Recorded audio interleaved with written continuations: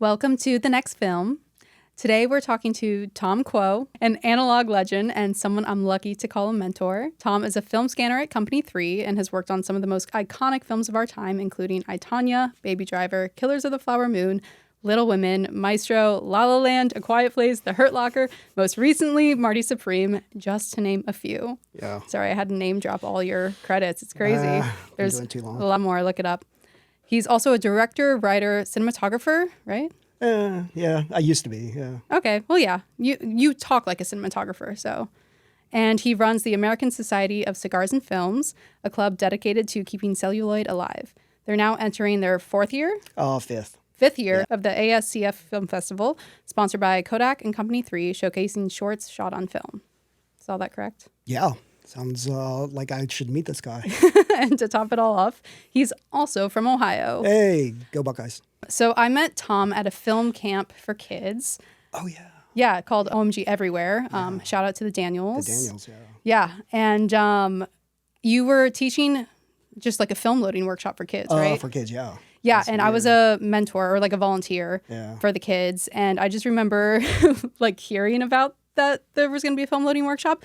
And we were supposed to wait till the people like told us where we were going to help. But I was like, no, I'm going to help. I'm like going to the film loading. That's right. And then I was just with y'all like all day. And I'm pretty sure I was more eager than the kids, That which was is cool. like, I think we just like instantly bonded over being from Ohio. And I mentioned that I wanted to shoot my next film on film.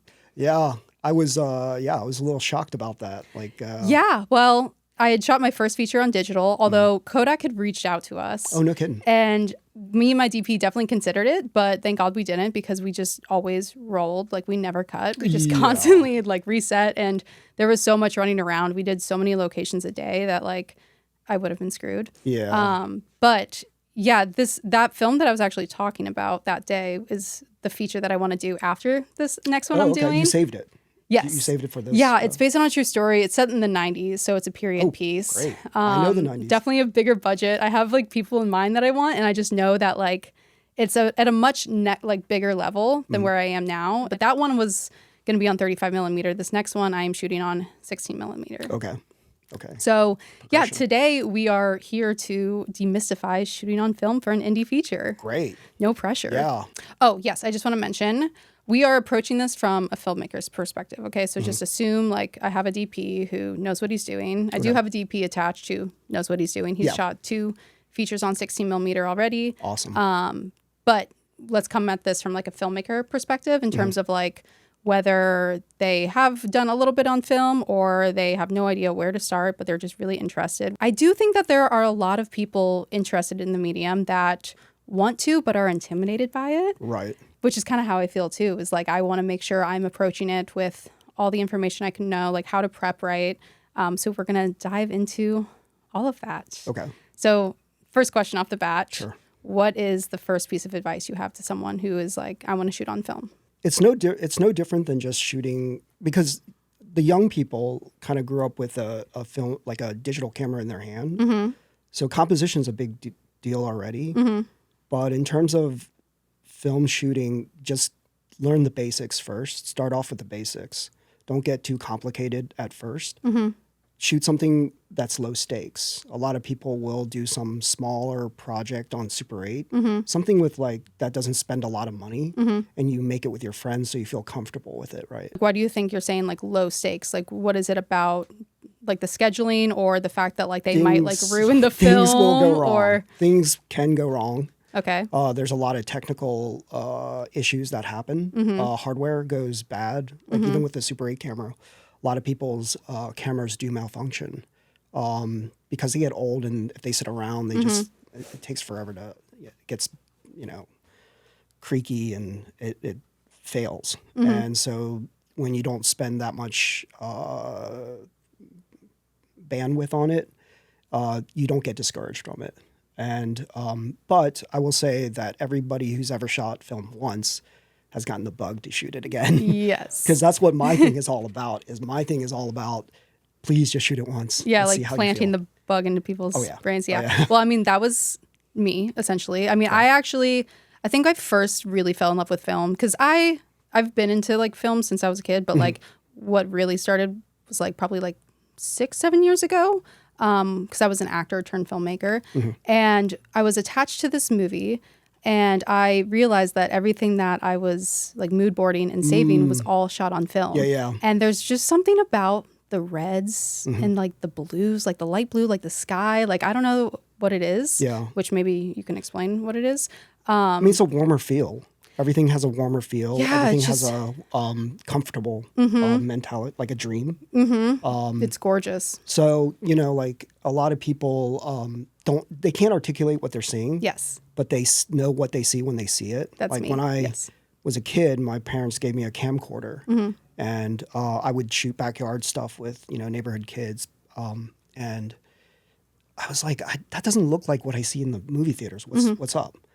And so back in the old days, you had this magazine, and you know, you flip through it and you see the ad for guy selling a film camera. I'm like, what? Super 8. Okay, well, let me go. And I took 2 buses to go find this person, and he's like, get rid of all this stuff. Because even back in the 80s, people were switching to digital, to video.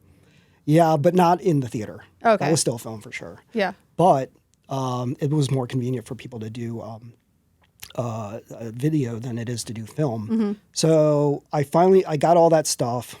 And then I was like, oh, that's it. You have the viewfinder and you flip, you know, you roll through it and you see the little frames pass by, and that movement I think is more inherent to a human blinking, like a dream, right? Than it is with digital. Because digital doesn't allow that space in between for your brain to just sort of see the persistence of vision.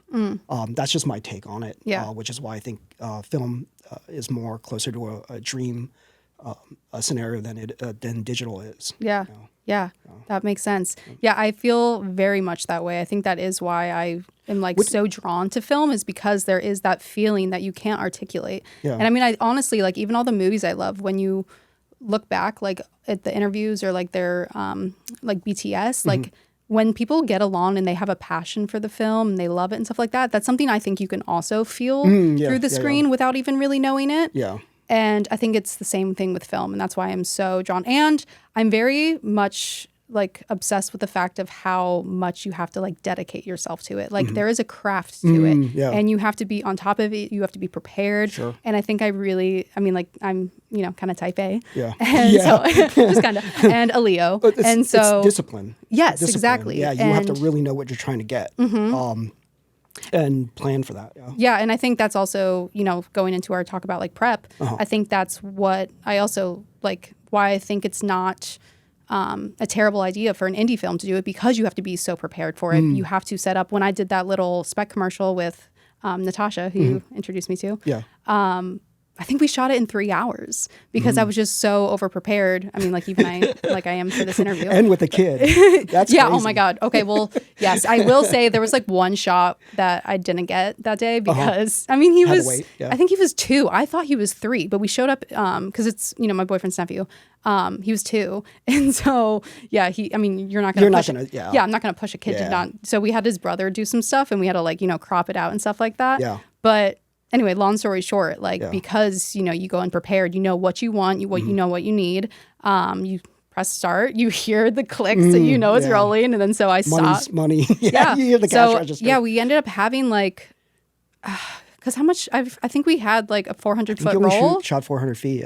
11 minutes long. Well, I know that we had like extra, like we had a whole 100 feet, and that's why we just like ended up playing around at the skate park.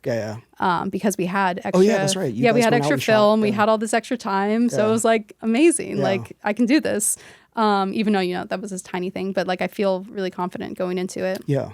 So let me ask you then. When you first watched that footage, what was your reaction to that? I was really excited. Like, that's film. That's what it looks like. No, right? it was gorgeous. Okay. Like I feel, it looks like someone already like did stuff to it. It's a movie, yeah. Yeah. I mean, like I know I shared stills in my story, and you were like, you didn't color grade yeah. this. I was like, everybody loves the log. Yeah, but I was like, I don't need to. It looks beautiful. Yeah. Like it's gorgeous. But it could look even better. Glossier. Yes. Anyways, let's get back to film is cinema. You know, no, it is. Like, what movie did you watch as a kid that made, like, what is it that stood out to you? That as a movie kid? that got me into film, School of Rock. which I've already shot on film, like yes, the no, Jack I Black know. one, right? Yes. Okay. Yeah. Yes. I've already talked about this. Yeah. Like everyone who knows me knows I'm obsessed with School of Rock. Oh, that's and a fun movie. Yeah, well, That's, so when I saw, first of all, I saw it in the theater. Like my mom took me out of school. It was something that she did, and it blew my mind. You skipped school to go watch School of Rock? Yeah, and I like wrote the script for School of Rock 2 and a cover letter casting myself in the film because obviously I wrote myself a role. What instrument would you have played? So I wrote myself as the girlfriend to the drummer. Oh, okay. So it's not really like the most progressive storyline, but you know what? You can play a triangle or something. Yeah, Symbols. I had a crush on Freddie Jones. He was the bad boy. Yeah. Like he liked to burn stuff. Yeah. But that film was just like it blew my mind, and yeah, I mailed it to Richard Linklater, who was like still my favorite director to this day. Yeah. Nouveau Vog's good. Yeah. Shot on film. I mean, there's a lot of films shot on film this past year. Yeah. Which I want to get into later. But jumping back to just like where we started. So what are the biggest misconceptions about shooting on film for an indie feature? Oh man. Okay, so they think that it's too expensive, which isn't a total misconception, but if you do it in the way that digital people shoot, it's expensive. Yeah. At a certain point, like a studio movie, like Killers of Flower Moon, for instance, the cost is negligible. There's there's really no difference between digital and film. Yeah. You can also save a lot of money, like just because film cameras are just sitting on the shelf at Panavision or Auto-Nemens or whatever, that people will make you a stellar deal. Yeah. Like, well, I absolutely mean, when Kodak reached out to me for my first feature, that's why we were like heavily considering it because they were offering us like a really good deal. Yeah. But again, I just don't think we would have been set up schedule wise. Yeah. And that one, like my first feature went so fast because it needed to, just in terms of timing of actors and just a lot of things. In summer in Ohio, we only have like a week. For good weather. Yeah.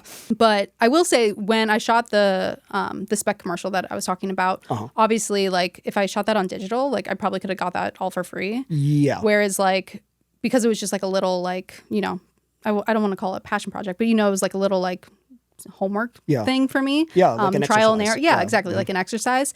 And it still costs like whatever like the roll of film was, which it was 16 mil, so it wasn't that expensive. And then obviously I took it to photochem processing, and then you scanned it for free. So thank you so much. Yeah. But like that would also cost a certain price that you wouldn't need in digital. Yeah. So when we're talking about like micro budget or like making something with friends, like I've made a short once that like played at Holly Shorts that was only made for like $250. Yeah. Like with post production because I did everything, and then the $250 was just a composer. Yeah. But so that's kind of where it's like not necessarily fair to say it's the same price. But when looking at like a whole feature or like especially a bigger budget thing, like I do agree with you when you lock in and know what you're going to shoot and plan. Like I do think that you can like figure out a way to like make it not expensive. Do people think it's complicated shooting on film? I mean, I don't know if it's necessary. I do think that there feels like some sort of like extra step, which I mean, essentially when you finish it, right? Like what's the next step? You take it to the lab, right? To get processed. Yeah. Then you have to take it to the scanner before you even get to see your footage. Yeah. So the whole process is you shoot the film, you send it to the lab processes it, they clean and whatever, and give it to the scanner scans it, it becomes digital files. We essentially make a flip book, right? And then they go back and they color. There's a dailies colorist. There's a lot of steps that people probably get overwhelmed with. But in the end, it's as simple as like, it's so simple. I mean, because it's like you're bringing it to an editor anyways. You're still bringing it to your colorist too. I mean, I think there's like, with anything, like if you look at the big picture of it, it's going to feel overwhelming. But if you break it down step by step and just look at the next step, like it's doable. It's not. Yeah. I also think that people fear that that they can't see playback. And but you can, right? Well, you can. It depends on. So in the old days, what we used to have is this high-8 camera that was connected to the video tap that you can record it, and audio could somewhat sync it and then play back audio with the picture, but you'd only see the video feed of it, right? So they would have playback, and then there'd be a whole, it would be the DIT today, right? But for the most part, most people don't deal with that anymore. So I get the fear that they don't know what they got. Yeah. Which in the end, they always feel like they got better than what they got. They step away. You have a little bit of time of space to think about what you got. And then they feel like, oh my God, it's better than what I had imagined in my head. Yeah. There was Todd Phillips. Yeah. We did Hangover 3, I think, 2 or 3. I can't remember which one. He used to have like a SD monitor. And he always had he could have gone up to HD, but he always had like an SD, standard F monitor. And the reason being was when he saw the dailies, it was so much better than his standard def monitor. So he always got excited when he saw the dailies. So it was like a little game he played with himself. Correct. Yeah. So, so obviously, like thus far, I've directed and acted in the things that I'm making, and I actually don't even watch playback. Like I have a lot of meetings with everyone on my team, and then I trust them. And I think there was maybe like 1-2 times that like I would look, and I always had a stand-in, so I would like check the frame beforehand, and like if there was like movement, I would try to like get that figured out so we know. Blocking like and stuff, I would block it with someone else. I would like have a stand-in, figure it out with my DP, but then from there it's like I know as an actor when it feels good and when it's not. But I will say there's also something too when the emotion of the character doesn't feel good.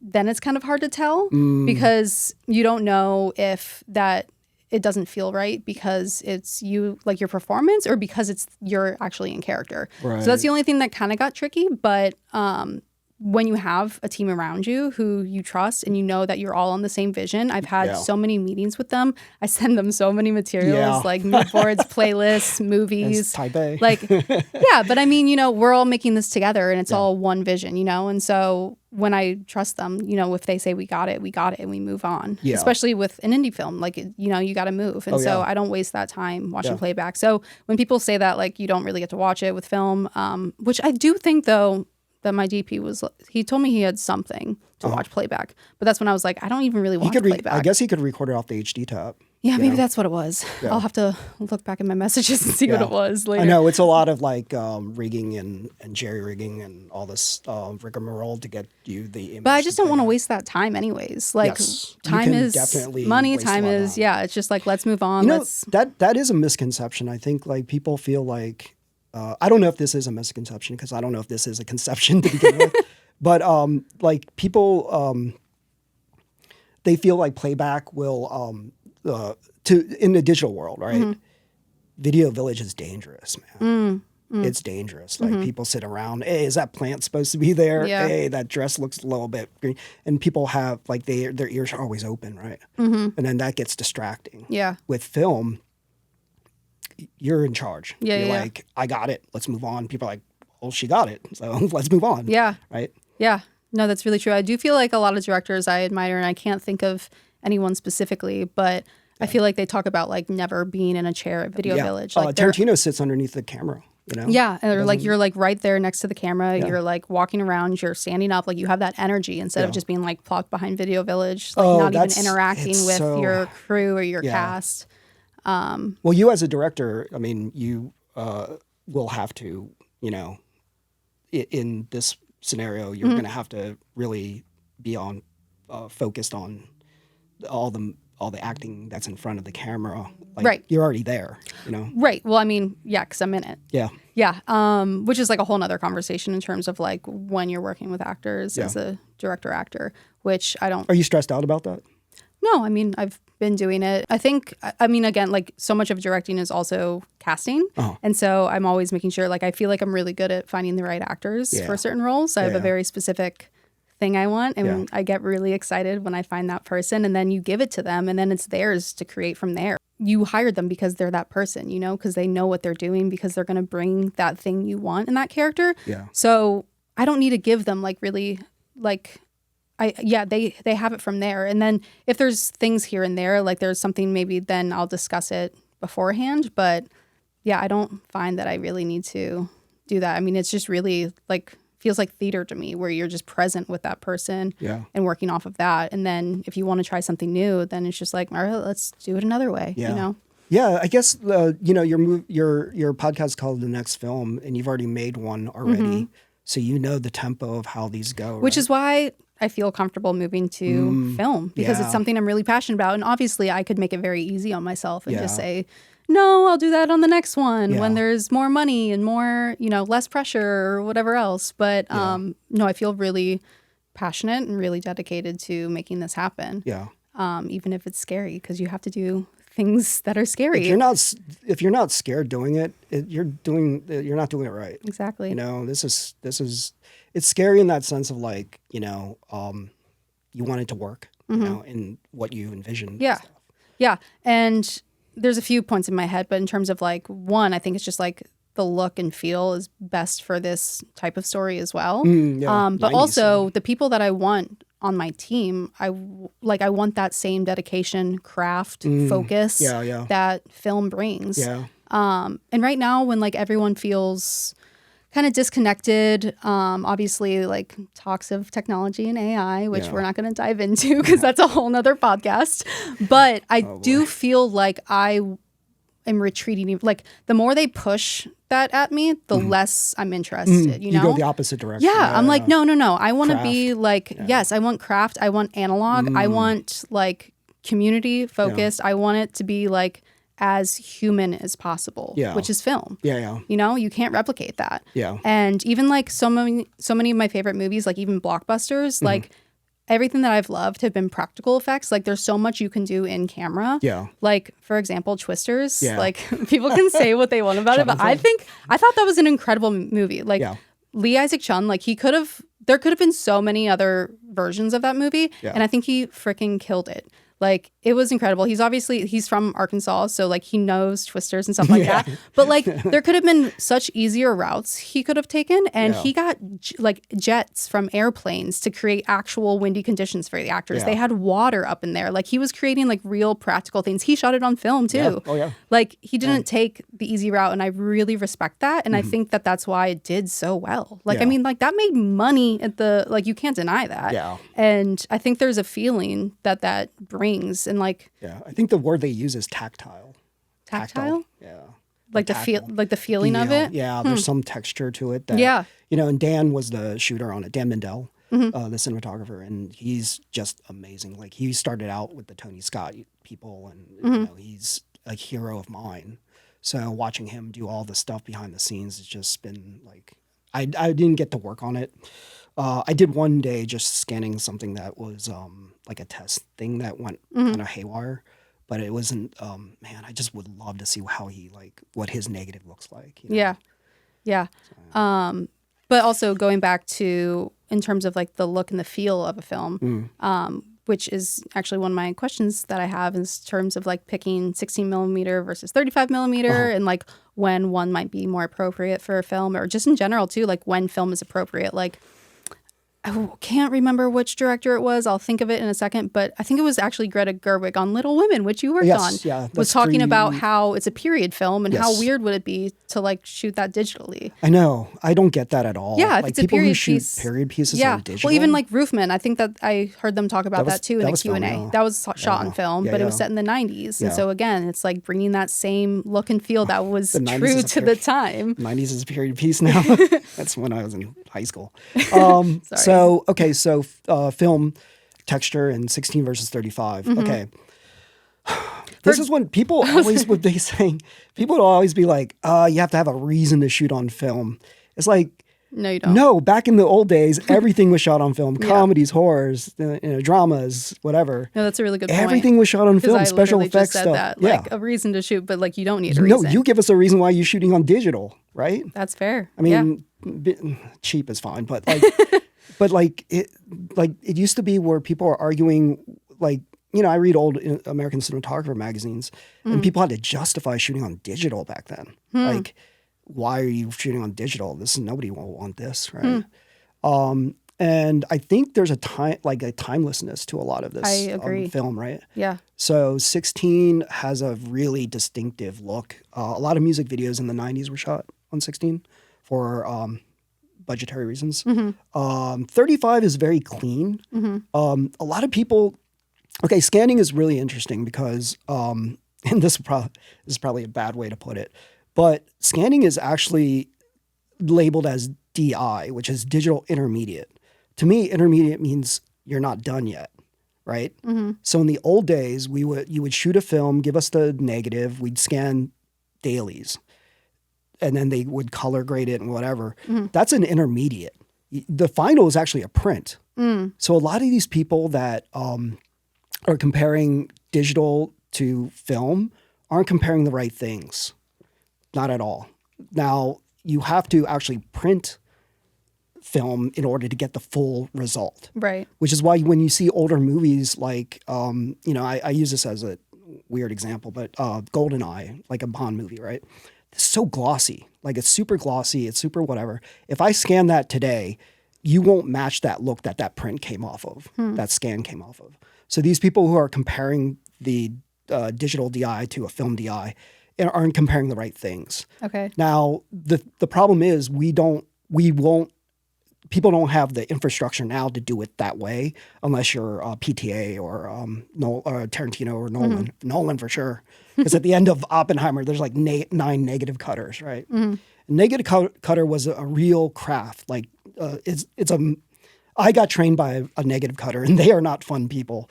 They are like very meticulous. They're like, they're like anal. They're like, okay, this, and you can only cut film once. So you had to be on your game. You had to be, yeah. Yeah. So that's a dying craft, and there's not many.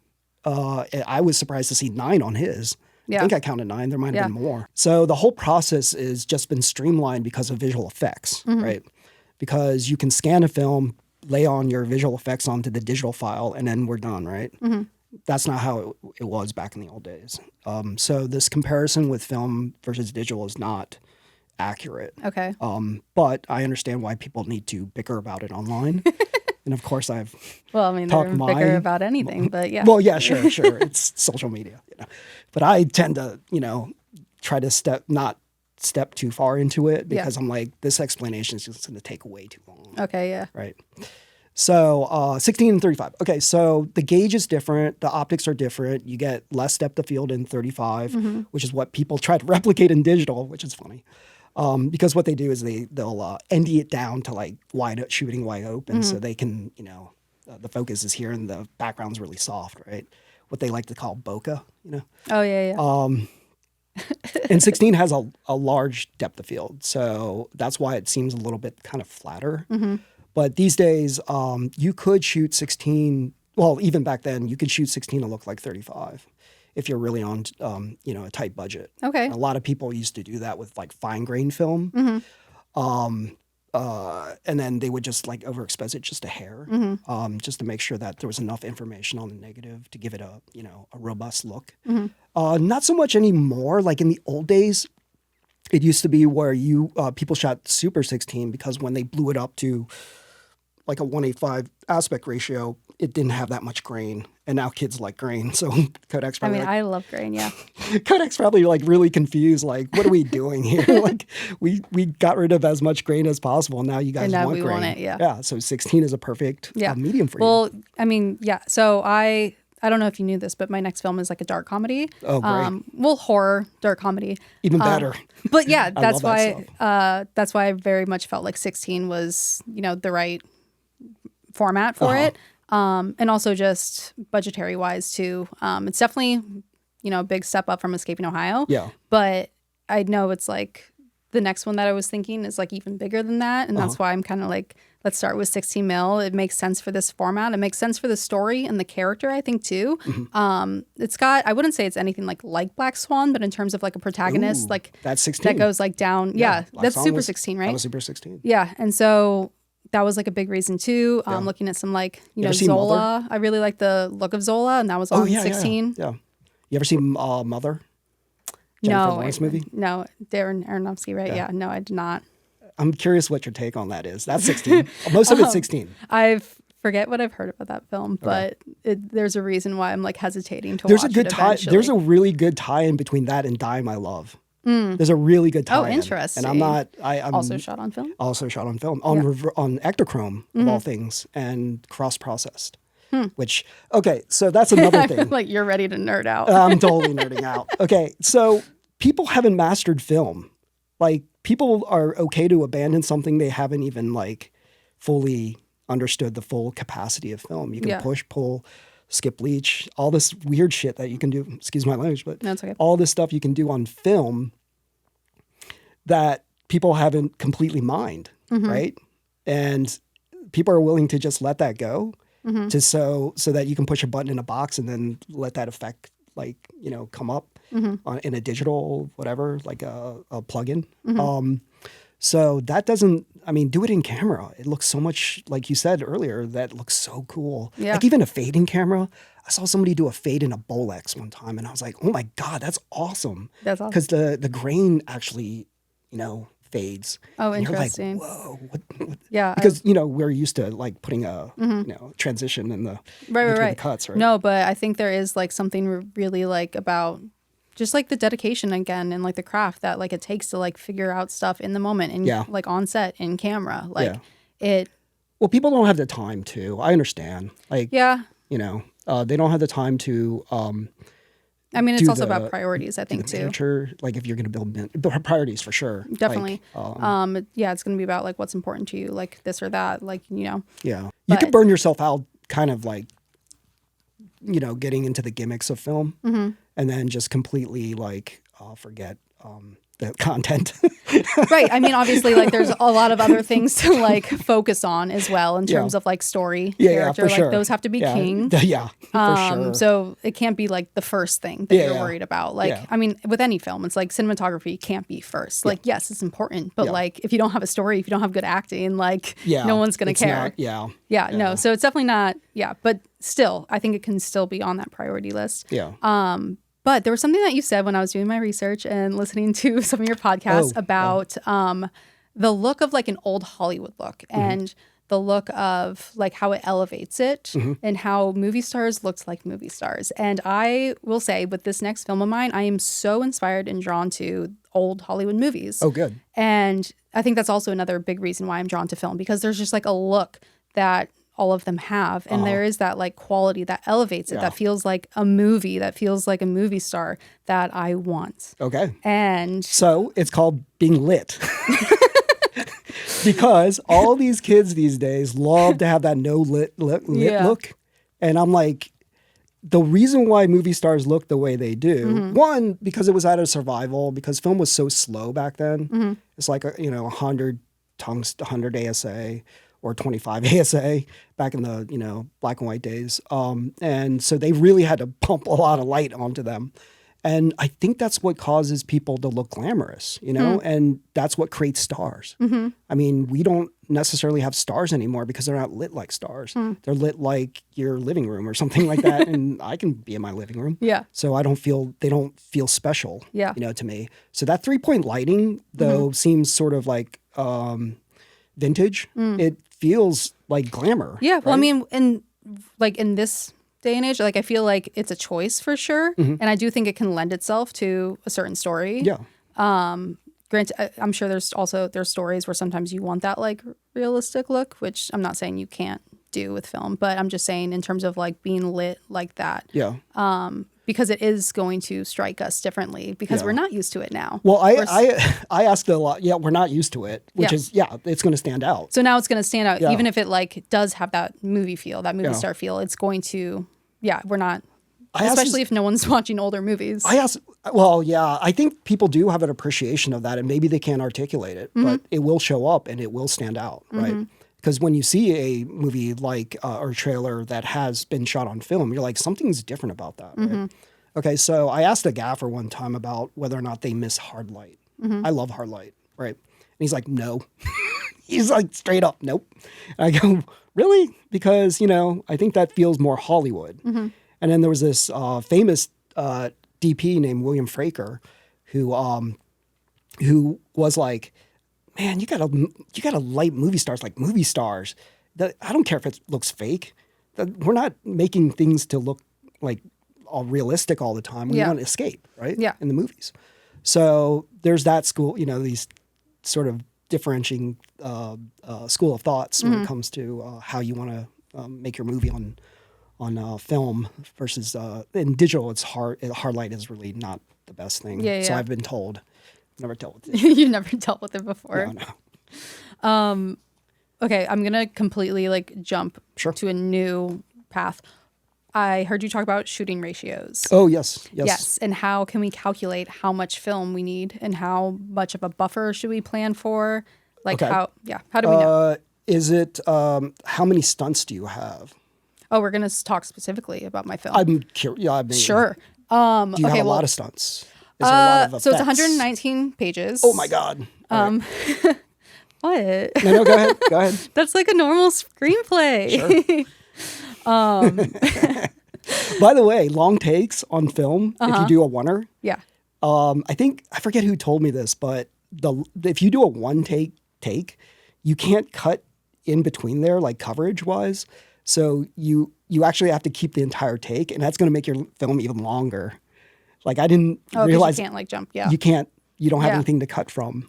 So Fair, unless you plan for that one take. Yeah, but you have to, time it so it fits your script Sure. pages, right? Oh, for sure. Yeah. I mean, I've always noticed too, though, with at least the stuff that I shoot, a lot of stuff happens faster on screen Yeah, okay. than in the page. Okay. And I definitely I think I write as well with a little bit of equality, knowing that someone's reading it. Yeah. I won't go too novelistic, but I'm gonna put some emotions, some things to make the read a little more fun. So it's a bit of a blueprint, but also a bit of a read. So I don't think that it's gonna equal. For me, I think it's faster on screen than it is page. Okay. But in terms of how many stunts, are we talking about scenes? I mean, so that ups the ante, right? So of And why your is shooting that? ratio, multiple takes. It Got doesn't it. work. Yeah. You have to keep doing it. It's the same Okay. with essentially any, even in a digital workflow. Right. You guys just don't count the Yeah. ratio at this point. Okay. So you're gonna count more for stunts. I think you should And what about you? anticipate some. Yeah. Did you say something wrong. about visual effects too? If there's going to be? Or? Just physical effects. Okay. Anything that causes any sort of, because here's the thing, montages, oh man, did I learn this the hard way? Montages look like it's easy, but unless you just do one take, you're moving around all the time to get all the different, little tiny clips to do a montage. Oh yeah. Unless you're That sucks. I was gonna say I love a good montage. I love seeing a montage, yes. But Well, I doing think a if you montage, plan it right though, because it also depends. If you're picking 10 new locations for no reason Yeah. for a montage, then obviously it's gonna add time for that. But Yeah. if Escaping Ohio was easy because so much of the montage stuff was in places they've already been in. Right. So it's okay, so we shoot the whole scene and then let's get this quick little thing for the montage, and you just Right. change the outfit real quick. You figure out the lighting or the new blocking. Yeah. Plus you're in Ohio. And then it's you can move anywhere fast. well, yeah, I'm shooting my next one in Ohio too. Oh, are you? Word. Yeah. So the plan right now is the majority of it's in Ohio with a Right couple on. pickup days Yeah. in LA. Okay. But yeah, my like this. co-writer is also from Ohio. She actually still lives in Ohio. Right on. And so we both have access to universities. It's set in college. Oh, this is So gonna we be- have You're fine. I mean, as much as I Yeah. would You're love to fine. film in LA, I know that they've Nah. made things easier. No. You go into a bar in Ohio, they're like, yeah, just go shoot over there. We literally You're cool. shot at an airport for free. You can't make that how do you negotiate that? I'm going to shoot at Union Terminal, no problem. Yeah. We'll kick these Marvel guys out. yeah. Just find a corner. Yeah, so we already have access to 2 different universities for free, which is literally where most of our film is set. Great. And then there's actually a lot of historical buildings that I really love the look of in Ohio. Production value. But we got off track again. Yeah. Shooting ratios. Oh, shooting ratio. Okay, so yeah. Okay, This so is the problem honestly, when you're friends and I know, also I know. We'll talk trying about to Ohio tell- forever. yeah. Okay, so the safely speaking, a 10-to-1 is probably the best. So for every 10 pages for one roll. essentially it's 10 minutes. That's a 400-foot so roll. it's 1 minute, 10 minutes. Yeah. So Oh, wait, are we talking about any type of on film or specifically 16 mil? in it's all anything this- on film, okay, really. That's a safe amount. So for every 1 minute, aka one page, you want to spend 10 minutes to cover it. Got it. Which is a lot. So that's a very healthy Okay. shooting ratio. Maybe 16 you can get away with like half of that. Well, Like I mean, I've been doing 5:1 on my own little side projects. okay. Yeah. The ones But- for the AFs. ASCF, but Yeah. But I you mean, also want a that's- buffer, right? Yeah. Be comfortable. I would say in between, maybe 8 Okay. to 1. So for every one page, you want 8 minutes of footage, right? Mm-hmm. So 120 pages times 8, do the math. Then divide that by 400 feet, Okay. and that'll tell you how many cans of film you need. Got it. That's the math. I'm gonna rewatch this podcast and do the math later. No. It's I mean, and just also add like maybe 10-15% Okay. more. Well, granted, like I said, assuming we're working with a DP who knows what they're doing, Perfect. so I don't have to worry about that type of they know how to light, they know how to shoot on film. Yeah. Hopefully they can help me in terms of ordering film. Yeah. But in terms of budgeting and Yeah. getting prepared as a producer as well. Yeah. Yeah, good things to know. There's a bunch of apps too. Like my friend just created one, Ludwig out in Germany. He created one that tells you like how long is your film, what are you shooting, That's like 16. It's really crazy. Yeah. Like, this is total like Is his- German. Is his mission to get more people shooting on film? Yeah. I mean, love he's a lab guru out in Germany. That's awesome. And he sent me this. I'll send you the link of the thing. Yeah, You can do. see the thing, and then it'll tell you like, and it breaks it even down to how many cans you need. Wow. Like it was really meticulous. It's a lot. Like Kodak has its own app that breaks it down, but it doesn't break it down like this. This Okay. is insane. Cool. Like it's wild. How I love that. I love how I feel like there is like a resurgence of film, and maybe it is kind of what I was talking about, how like in this very like tech disconnected world we're living in right now, and like even feeling more so that with like all the AI stuff, like I feel like I'm not the only one like wanting to go back to analog, go back to like the craft and the pure like human quality of it. I think that I've seen a lot of stuff online too about like just people like having more community, doing more things in person, like book clubs or Well, the ASCF was created for that reason. Right. We wanted to create a safe space for a lot of people that wanted to shoot which on if you film. want to plug anything in right now. Yeah, I mean, just come out and visit us at the ASCF. Yeah, in LA, he does a Sherman workshop. Oaks. Workshops also. to Once a shoot on day, film. or not once. Once a day. I'm not gonna. Once a week. Once a week at. It's a lot of we teach you how to you pick a camera or whatever, and we sort of walk you through it, make it less intimidating. Yeah. Because I think a lot of people look at the film camera and just baffled by the mechanics. Yeah, well, that's okay. So, talking more about like demystifying this for an indie film, like there are going to be some more positions on a film, shooting on film, that you wouldn't need for digital, like having someone on set to load the film. Load the film, yeah. And how long should that take a good film loader? Less than a minute. Okay. Like, So- but they preload. Okay, for instance, my SR2 here, you can preload those magazines. Oh. So there's like, say you have 4 of these magazines, preload them all, and then during the shoot, you just quickly. Is that how? Because on Succession, because they shot that on film, that take where no spoilers. Yeah. The dad dies, and they're on the phone, and that is a one take, and that was shot on film. And I think I was hearing them talk about how like that's how they were able to like still keep going. There's okay. So if they have a 2-camera setup, Yeah. they can just thread one camera while the other one's rolling. That's what's and going then on. Okay. flip it around, and when this one's runs out, you can go back to back and forth like that, so you don't ruin Right, the performance. Yeah. Well, because that's also like Burning a ton of film. I'm very much like performance is also like king for me. Like that, I'm always like pro actor. Like even with Escaping Ohio, we actually scheduled based on actors' emotions. Yeah. So like the like fun stuff was at the beginning, the more serious like in depth things were at a later time. Did you guys use one camera on Escape from Ohio? Escaping Ohio. It's okay. Yes.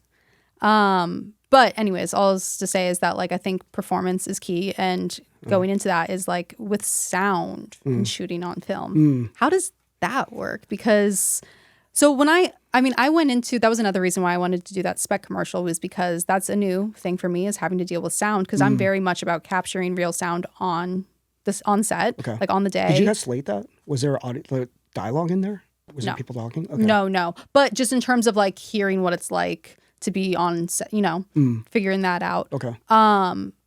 But it with 16 mil, it wasn't actually as loud as I thought it was going to be. Okay, so yeah, that's another misconception. I think people think, really? Well, okay, so there's a sort of a rhythm to the way that film rolls now that post audio people can drop. Oh. Like, it didn't used to be like that, by the way. Okay. So it's not as crucial as it used to be. My friend just finished a feature film on 35, this non-sync camera, which is really loud. And he's like, yeah, they can either drop the audio or just reloop most of it, which is part of his style, but still. Like ADR? ADR, yeah. Yeah, which I try to avoid as much as possible. Me too. Even like I've worked with the same sound mixer for all my stuff now, and she's really good about like even after we cut, she will have me do like certain things on set, like instead of doing it in a booth, like a wild line. So like while you're in that emotion, while you're in the environment, like let's do some like wild stuff. Let's get this sound. Let's get you saying this in case you want to say it. Yeah, exactly. And that way you're not trying to like recreate some. Well, so in film and sound, I don't think there's as much worry as there used to be. Oh, wow. As much as that's we used to worry. Also, there's not as much combatant behavior between sound people and film anymore. Because it used to be where we just dogged on sound people all the time. I do think it sounds like there's still a little bit of that. Is? Okay. Like my sound mixer, like the reason why she's like always willing to come work for us for like an indie budget, 'cause she'll get paid a lot of money for commercials, is like because we treat her and respect her well. She actually can have like opinions and like make choices. Like if she's like, hey, like this car is like, can we hold on? Or like, oh, if you just like adjust the frame, like 5 things, we'll see that. Like there was this one shot in my short film that it was brilliant because it was like, I can hear a waterfall and the frame that you have, if you just scoot over like just a couple inches, we'll see the waterfall and the sound will make sense. And I'm like, brilliant. Yeah. Thank you so much. Like that adds... I mean, I don't know. I love little things like that. Like I want a collaboration like that. Yeah. Best idea But, wins. She's let me know that like on other sets, she's not always able to speak up like that. It's contentious, yeah. And I'm like, I respect you and your opinion. Why wouldn't I want you to speak up? Like you are here to, like the movie is nothing without sound. Yeah, okay, so in the film world, I guess there's that sort of just attitude where it's like, it's a motion picture, not motion sound. Oh, Jesus. Yeah. Yeah. Everyone sorry, sound matters. People. No, sorry, sound people. I know. And you know what's funny is whenever I get done and there's sound, I have terrible sound. That's on me. That's me being crappy to sound people. Yeah, for sure. I've definitely also heard of stories where like they didn't get something because they weren't able to freely speak about like we can hear that or like hey like can we and then someone's gonna be mad that you have like poor sound at the end of the day, but it's like you didn't let me say anything. I know. I only have myself to blame, really. I really do. Okay, wait, we're getting off track again. Yeah. So we're talking about sound, but you're saying that I don't have to worry as much. No, not as much as which camera are you guys using? Do you know? No, I don't know yet. Okay. Well, I mean, an SR or... And also, I know we're talking like specifically about me, but like also just in general. Like, this helps because a second film feature film on film. Yeah, I was going to say, I'm hoping like when I speak specifically about my project or like my thing, like that it resonates more with people because we're like, sometimes when it's very specific, it's more universal. So... So yeah, sound stuff is not that big of a deal anymore, as far as I'm told. Okay. With sound mixers and then plugins and everything else can drop all that like the spinning noise. I will say this: if you have people who aren't used to hearing film roll, it could be intimidating.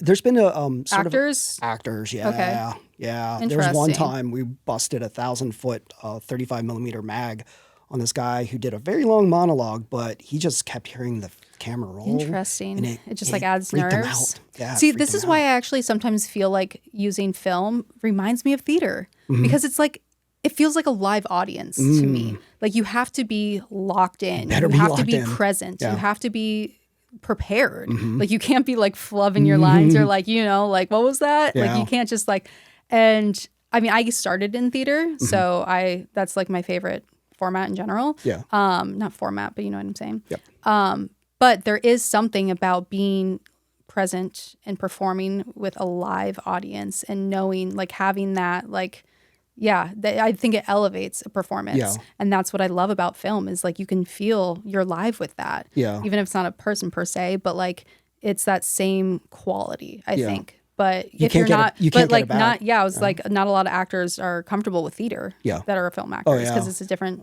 I know. So I can understand how, I never really thought about that, but I could see how that could be a thing of someone getting nervous by the like, the sound of the money going. Yeah. Okay, so the debate is whether or not you should bring it up with them. Like, should you tell them, like, prior? hey, listen, don't get intimidated by, because maybe that's that thing where if you tell them not to be intimidated by it, then that's the only thing they hear. Yeah. Is the film. I mean, I probably wouldn't ever say it like that. Yeah. But probably letting people know that they're shooting on film. I do think that there's very much an excitement about an actor who's like someone who's only ever shot digital shooting on film. I think it feels really like, I don't know. I guess that's just people who enjoy the craft of filmmaking or just craft in general, I do think. Yeah. But also all the greatest directors shoot on film. So I would feel excited about it. We are going to be giving away 400 feet of 35 millimeter film, thanks to Tom and the American Society of Cigars and Film. And we'll also be giving away one free spot to one of his workshops here in LA. If you're here in LA, we're not offering transportation. And you can learn how to load film. You can shoot on 16 millimeter with him. Stay tuned on our Instagram at the Next Film Podcast for more details. Okay, let's jump to some other questions. Okay, is there anything that you wish filmmakers would tell you up front? But I also heard in your podcast talking about camera reports. Oh yeah, good. So yeah, camera reports are very good to do. You should shoot a frame, like a Macbeth chart, which is a color chip chart at the head of each roll. You don't have enough time to do that sometimes, so it's good to do, and your DP will probably know what to do. And also a framing chart helps. Okay. Because that's just for your benefit. Who's doing that? It should be the first thing that it's just like, we only need one frame in post. Oh, okay. So just shoot so it's like, something you shoot? Yeah. Okay. Yeah, it's you not can like because like my sound recorder does like a sound report at the end of, with like certain that should notes. match up. That actually should match up with your camera reports. Oh, okay. And then your script supervisor matches up with their camera reports. Camera reports actually Which go I didn't to have one of those on my first feature, but on Escaping Ohio. Script supervisor. Yeah. You didn't? No, I mean, it was it was COVID, first of all. Right. So the less bodies, the better. Right. Very low budget. Right. Look, I don't have a script supervisor, and it drives me No, nuts. we could have definitely used one. Yeah. I'm not going to say what shot is inconsistent, but Yeah. there's definitely an inconsistent shot. If you find it, kudos to you. But testament to you, because I didn't see anything that was like, what do you call it? Inconsistent? Glaring. Yeah, no, it's just a tiny little detail. I instantly saw it. Actually, no, you know what? No, I didn't. It took me like the fourth take in the edit that I was like, oh my God, how did we not see that? But we had everyone had a lot on their plate. Yeah. But yeah, I plan, yes, so I will be having one on the next camera film. reports help you to match, like in dailies, the assistant editor to match the sound with the picture, and then say, oh, one apple and one go like this. Okay, cool. But script notes work too, but that also helps in lab. Let's say like you're shooting out in Ohio and it's too dark, it gets dark, right? And you push it one stop. You better make sure, and I please do this, make very, very sure that you write that as much as you can on every single camera, like as bold as you can, so that the lab has no, questions when it comes to that. Letting them know that like we pushed a stop for this. Yes, because it got dark and you don't have enough lights to get it up to the stop you want. So then you go push one stop, put it on the can, put on the camera report, and it helps also with like if you have to do any reshoots. Yeah. Like, let's say you want to do a pickup shot or something, and you say, "Oh, we shot at this T-stop." If your DP is that meticulous about staying with one matching, yeah. So yeah, be very meticulous. I would prefer somebody being meticulous with your camera reports, but if you don't have a second to regulate that, I understand. And it could get sloppy. So the lab doesn't get mad at you. Yeah. You do. And label your cans really well. Like Okay. A1, A2, A3, A3. Because if you put it in order, it's going to be easier for you to do dailies. Okay. Like whoever's doing, your assistant editor or whatever, I was doesn't the go assistant crazy. editor. Oh my God. So piecing it together, you understand. Well, I don't know if I will be on this feature. Yeah. it's a bigger budget. So, but I'm always willing to do whatever it takes to make the film happen. And so I was my own assistant editor. To be fair, I thought I was going to be editing my first feature because I edited all my shorts, but I definitely understood I needed to hire someone. And Luki Zhao, she is my editor now. She's my editor for life. She's my gal. Awesome.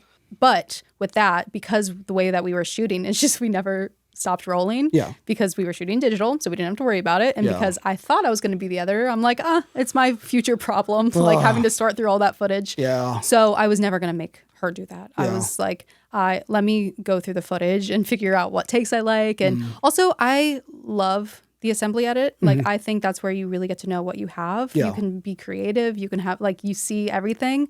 Obviously it's a lot of work, but like it's worth that work. Like I don't like a shortcut. I know we said we weren't going to talk about AI, but there was this one panel that I was on, or I went to like this workshop. There was a panel. A guy was like, oh yeah, pretty soon like AI will be able to just make an assembly cut in a couple minutes.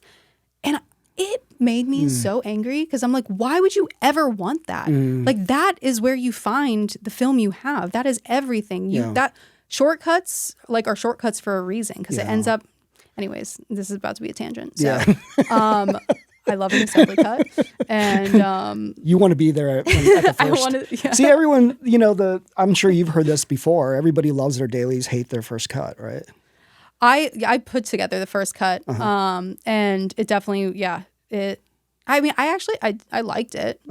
I wouldn't say I hated it, but obviously it was nowhere near the film I have now.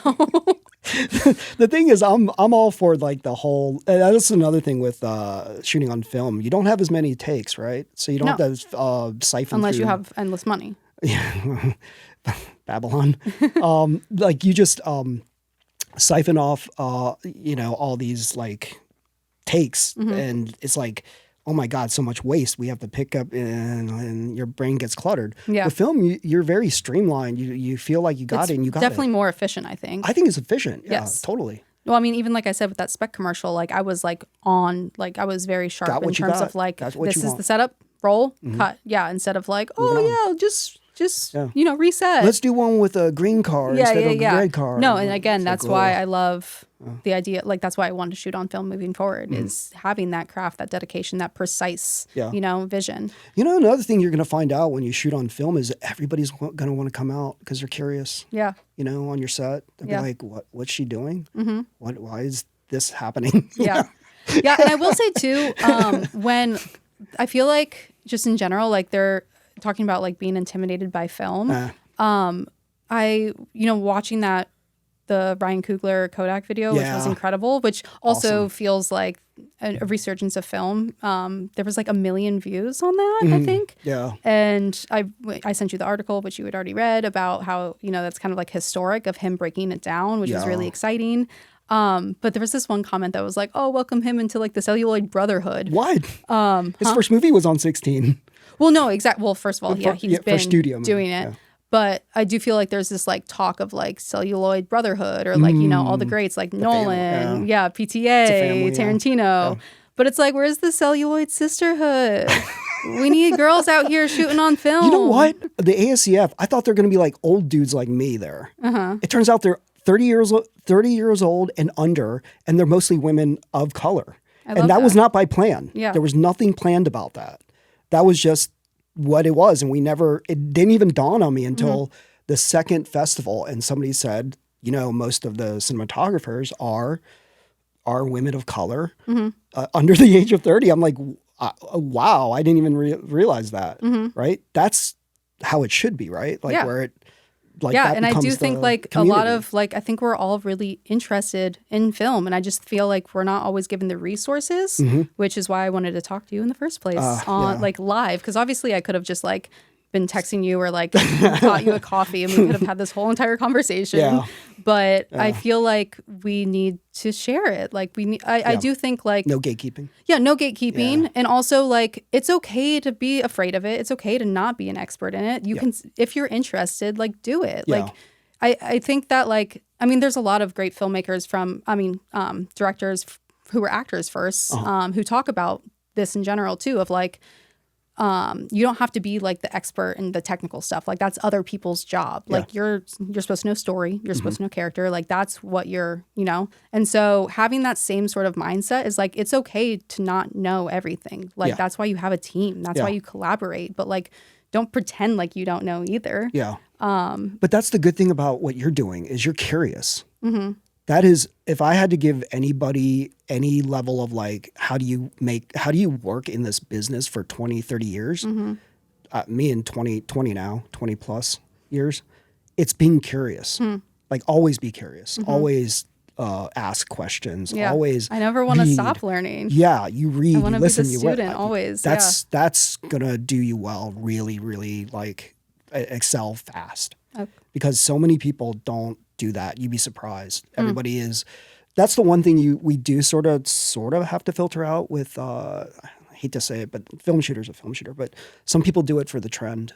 Some people do it for the vibe. Oh, with shooting on film? Yeah, the clout. Sometimes. Yeah, I mean I do think that there's something that feels cool about it. yeah. Like the aesthetic and like. I mean, it's used for fashion all the time. That's true. People love film, like fashion film. Yeah. There's a lot of really cool commercials shot on film recently too. I think. Yeah. But like, I think that those people will probably reveal themselves if they don't have the dedication to the medium. They do. They for sure do. Yeah. Like I come across them, and a lot of them are dedicated. That's the ones that really show themselves. Like I'm more focused on like wanting to deal with that. Yeah, focus on what you want to see. Yeah, there's no reason for like you made one on digital, like, and now you went to film. This is like, I mean, again, who doesn't want to help you? Thank you. I would be very screwed if I shot that first feature on film. So I'm glad I didn't, even though it probably would have lent itself in terms of like the nostalgia that's in that film. Yeah, it definitely would have helped. However, you can't go back. But I'm ready, and I'm...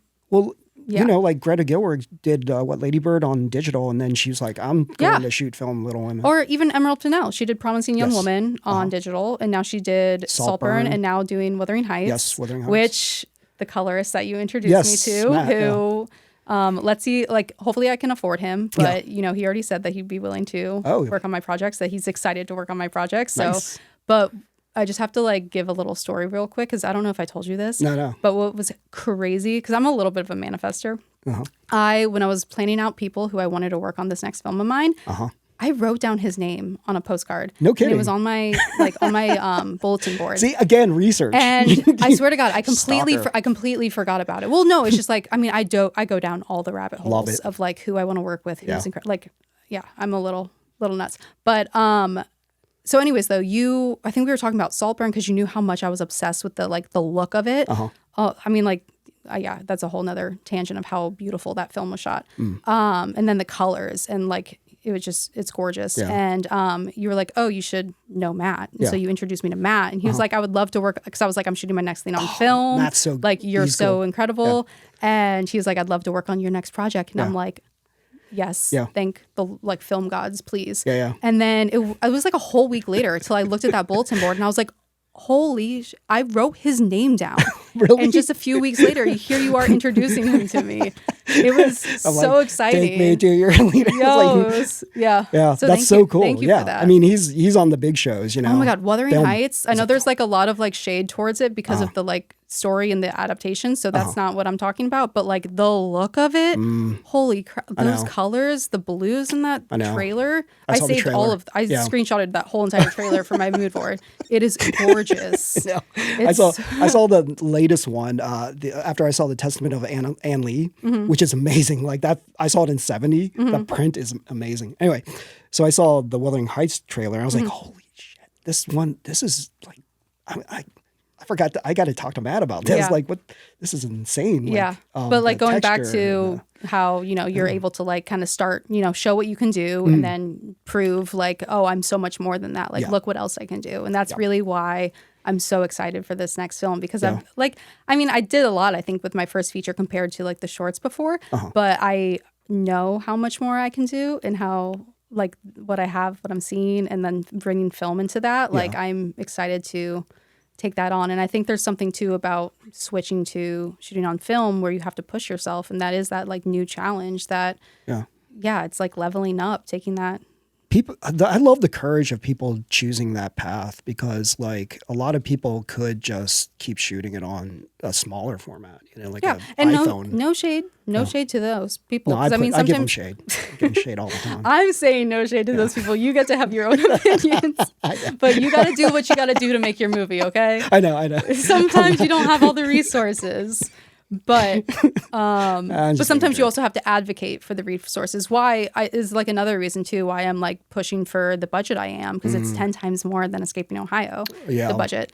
And it's one of those things where it's like, no, the first movie, it was like, what resources do I have? How can I make the movie? And it's like, okay, now I'm going to ask for those resources. I'm going to advocate for this film and what it wants to be. And granted, it's still like, a cheap movie compared to like other studio movies. Sure. But in terms of like advocating for your film and like what it wants to be, I am very like woo-woo about that, in terms of, it's not me necessarily, it's something coming through me. And from the start, I felt like I've needed to like advocate for it. And like, that's why I went out and got development money to write the script. Cause I was like, I know it wants this time and space where like me and my co-writer we need to be paid. So that way we can open our schedules and let it really develop into what it needs to be. And same with this. It's like, I just know for a fact it needs to be shot on film. And maybe I can't even fully articulate that, but like just by the, it's just what it wants to be, long story short. Like, and that's something that I will advocate until the end. Dude, I love it. Like the enthusiasm that you have for it and the ambition to do it is going to cause so many people to come out of the woodwork for you. I hope so. Thank you. Yeah. Like to have the courage to, like you already do, but ask whoever you feel like you need to ask, like biggest names if you need, whatever. Cause I think they'll be like, this person has the tenacity. Like tenacity is a big deal too. Yeah. No, for sure. I mean, that's everyone who's made it. Yeah.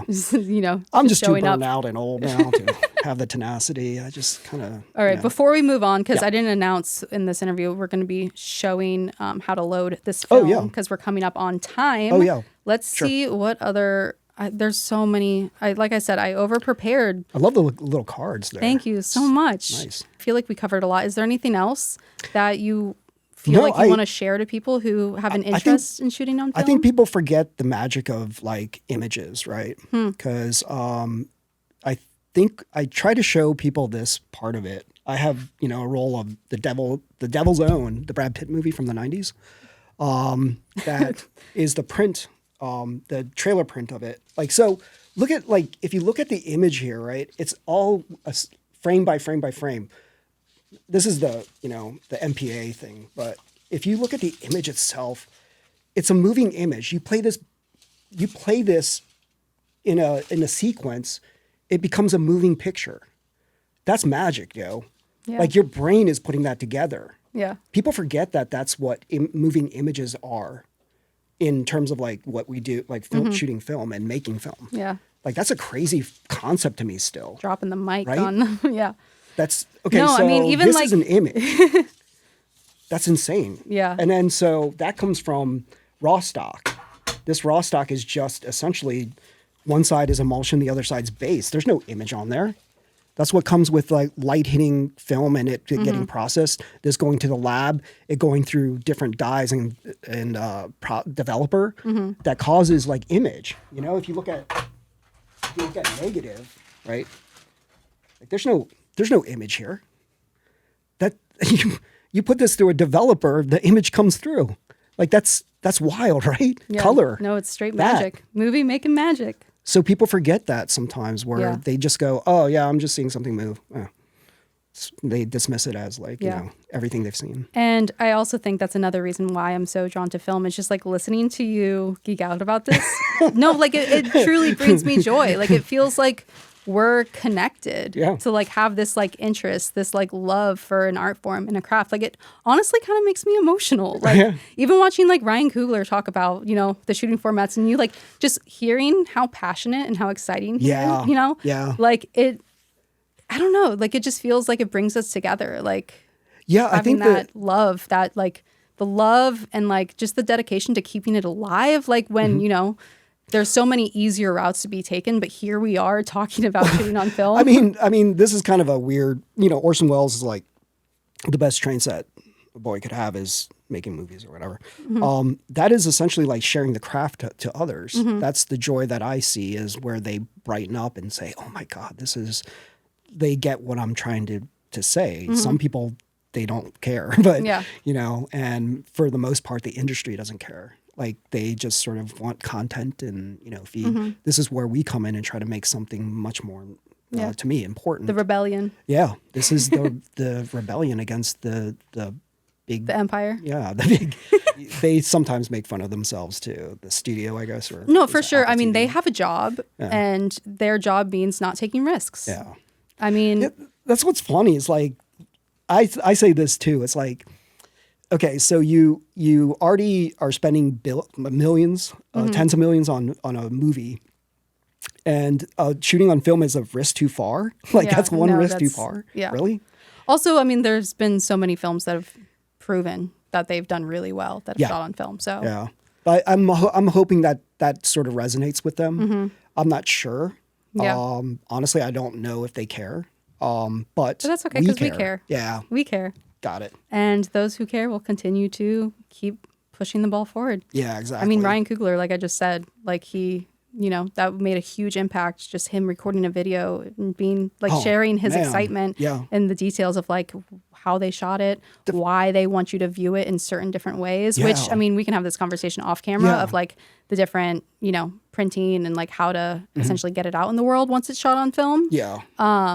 But the fact that he like broke it down so that people understood it too, where you're not being too like technical.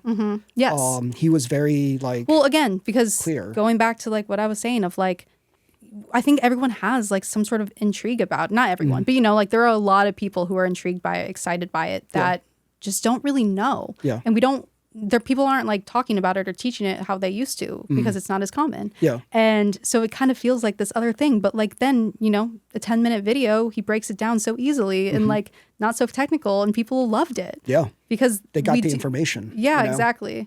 And so I think just like having more conversations about like demystifying shooting on, like I have had multiple friends now shoot indie features on film. I mean, like my friend Matt, who I think shot a 16 millimeter for a very low budget that went to freaking Cannes. Like it's incredible. And they were able to do that under six figures. You will always have an audience for film people. It's plugged in. I'll watch anything on film. I don't care what, if it was shot on film. The people who are shooting on film like actually care and actually love, what they're doing, and like it comes across on the screen. Yes, right? exactly. Yeah. Which, I mean, not to say like there are obviously people out there shooting on digital who like also have an incredible talent and dedication and stuff like that. So it's not, but I'm just saying, like, for a fact that those people who are shooting on film, they have to take that extra step to not only shoot it on film, but also like continue to advocate for that to shoot it on film, because I'm sure there's going to be like,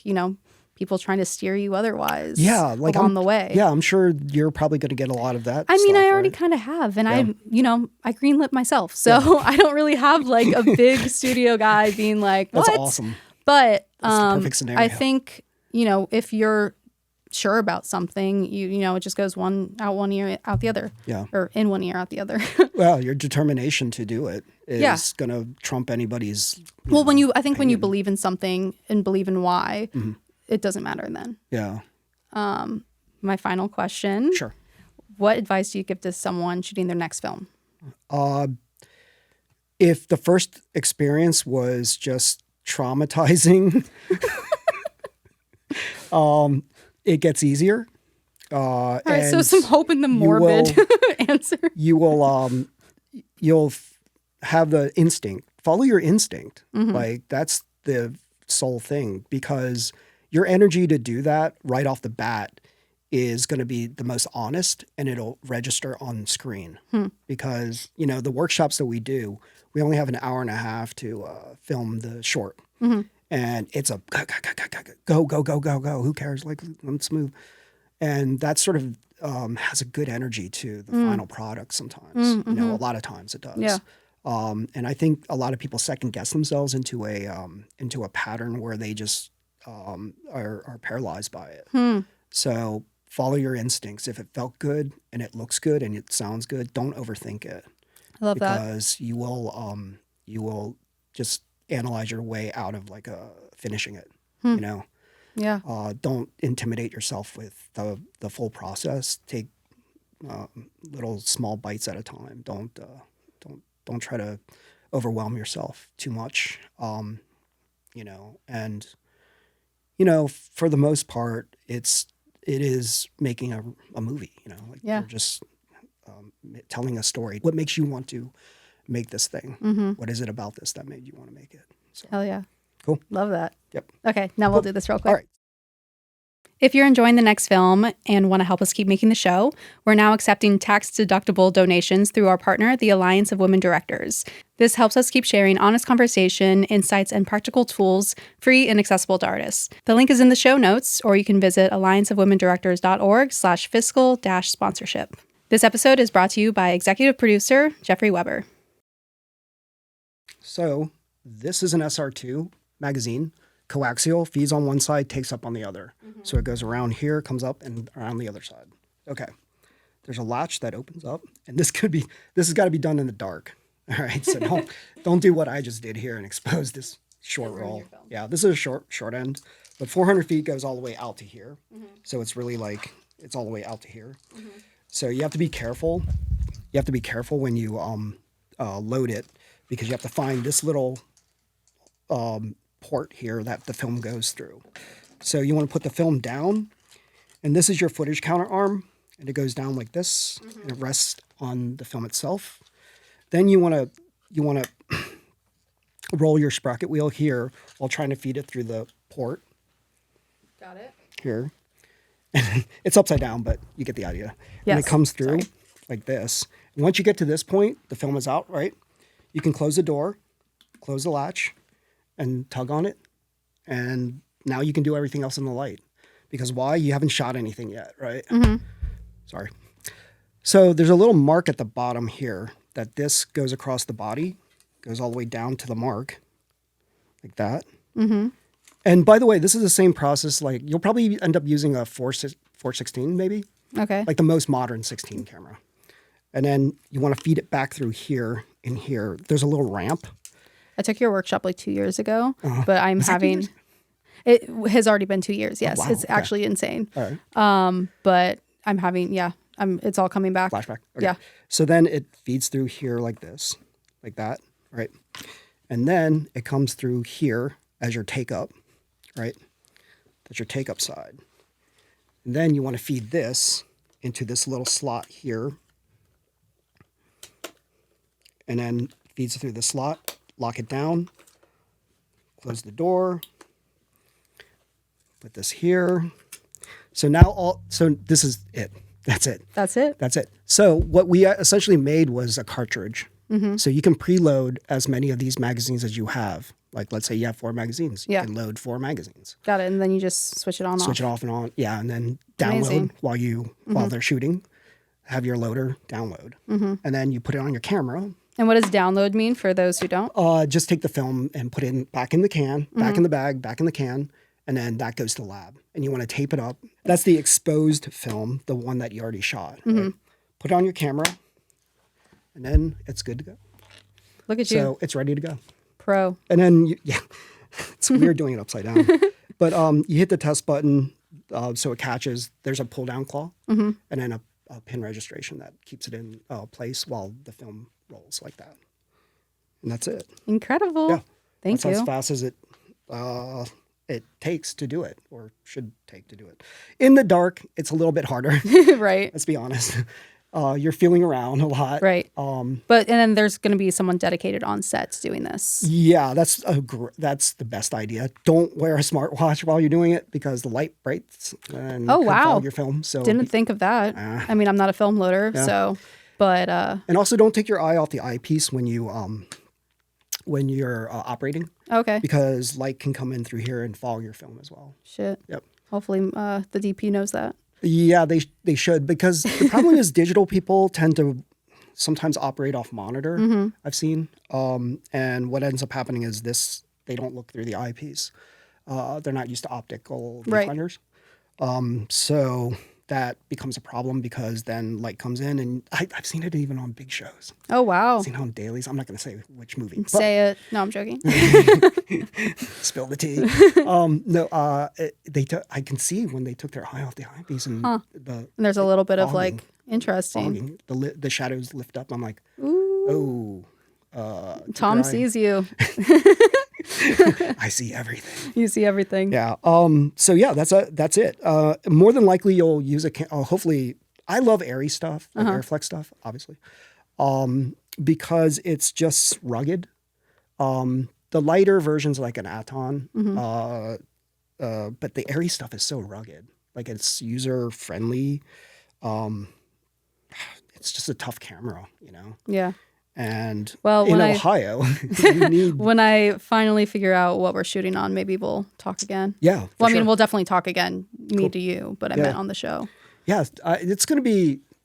I mean, the thing is, it's going to be like in your case, like as soon as you're shooting, you'll just get used to the process, you know. And then, how many days are you shooting? 28. Oh yeah, you're going to be like, film, whatever. Yeah, well, the plan is, because ever since Escaping Ohio, where we had a pickup shoot, I want to do that from now on. Yeah. So I'm thinking 24 days Ohio, 4 in LA. Gotcha. This will be my first time directing, writing, producing, and acting with film, which obviously adds a whole nother challenge aside from just directing, acting. But, Bradley Cooper did it with Maestro, and so if he can do it, so can I. Yeah, I scanned Maestro.